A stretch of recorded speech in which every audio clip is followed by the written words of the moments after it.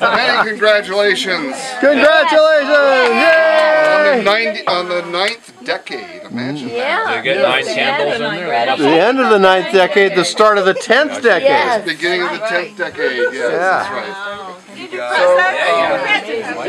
now we need a knife and I'm going to invite anybody here. Who hung those damn? Whoa. Ding, ding, ding, ding, ding, ding, ding, ding, ding, ding, ding. Okay. So you don't want to have me here? As I said before, it's really great to have everybody here. And what we would like to do is, if anybody has something they want to say to Dad or about Dad, or like a silly or funny story or over the years, the floor is open. Well, the first thing I want to say is that if Don thanked us all for bringing our very of absolutely impeccable quality, and in a kind of non-90-degree angle sort of way. Yeah. This is amazing. non-90 degree. That was a prerequisite. It was, as you might have noticed. Well, I'll say a little bit. I've known Bob since 1970, so quite a while. And I've always enjoyed our talks about all kinds of different stuff. And even though we're pretty darn close on most things political, we still manage to find plenty to argue about, as we've been doing over the years, and have a long tradition. And but I've always said about him that if you make a good point or something, he goes, that's a good point, and he'll give you credit for making good points. He doesn't just have to always be right. He's very fair. Say now, Tim. Yeah, he does it 400 or 500 times anyway. And that's his favorite. That's his lead-in. Yeah, then you're gonna get it. As I said before, actually, he's one of the guys that taught me to make sure you do your homework before you get into a discussion. Yes, you're gonna get your head handed to you. Would you like to just share something about asbestos with him? Nuclear power is a good one. We can get one. Try nuclear waste. I saw him reading that recently. Go, kid.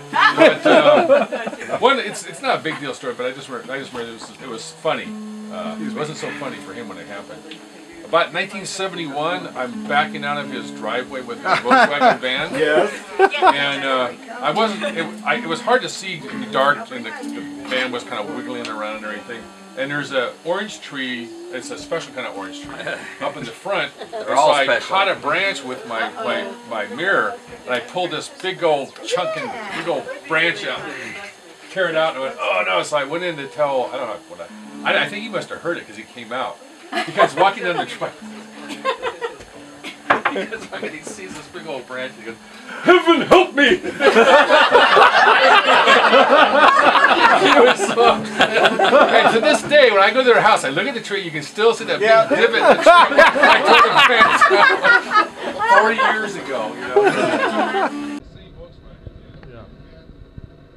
Parking lot, and I towed it out. And then he got in the thing, his brakes were disconnected, I guess. And so he had this thing running with no control and ran into somebody's Cadillac. Well, what happened was the chain that we put on it came undone. So I'm rolling backwards. And what it is, helpless. It's a parking lot which is sloped with a slot driveway in the back. And it's curved. It's on De La Vida Street in Oxnard, you know what that is. And I don't want to go. I'll tell you a little story about, this is 2011 and it happens that this is Easter now, tomorrow. Now when I was about 10, I happened to be looking in the World Almanac that had a table of the dates that Easter comes. And of course at that age I associated Easter with school vacation. Yes, yay. So does Dee Dee still. And I was really depressed to find that the earliest date shown on there was 1859, which is long gone, of course. And the next one was 2011. Oh, and I thought, gee, I'm not going to be around that so far. Not remembering that Easter is always on a Sunday, and that I'd be out of school at that time.